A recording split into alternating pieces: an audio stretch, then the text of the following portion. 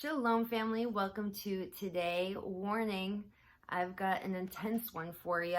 We're looking at Genesis 6, verses 5 and 6. It says, "The Lord saw how great the wickedness of the human race had become on the earth, and that every inclination of the thoughts of the human heart was only evil all the time. The Lord regretted that he had made human beings on earth, and his heart was deeply troubled."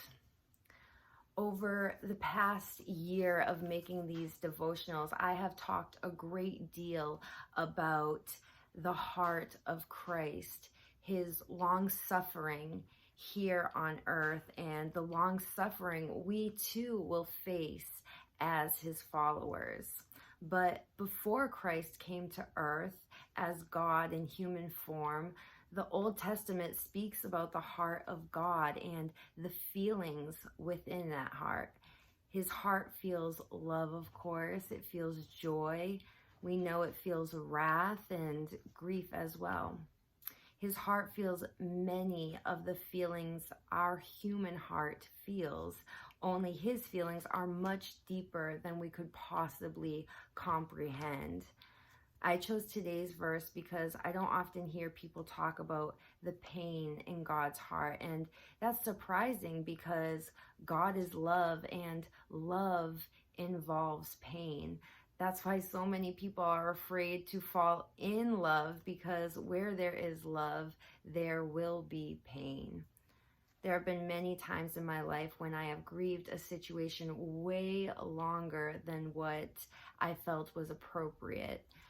I've asked God, why can't I let this go? I've forgiven. Now can I move on? Can you free me from this heartbreak?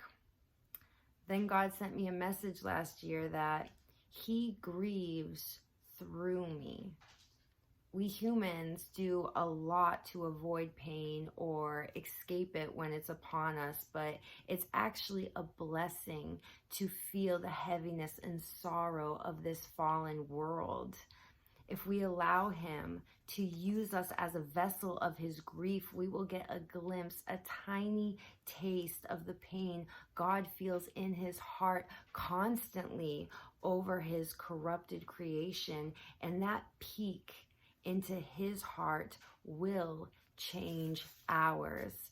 I see a lot of Christians being vessels of God's wrath through their righteous anger at this fallen world, but I wonder how different our world would look if more of us were vessels of God's holy grief through our weeping and mourning over just how lost our world truly is. My prayer today is we allow ourselves to fully feel whatever pain we have been trying to suppress. And as we do, we feel God weeping with us. I love you all. Have a blessed day. Shalom.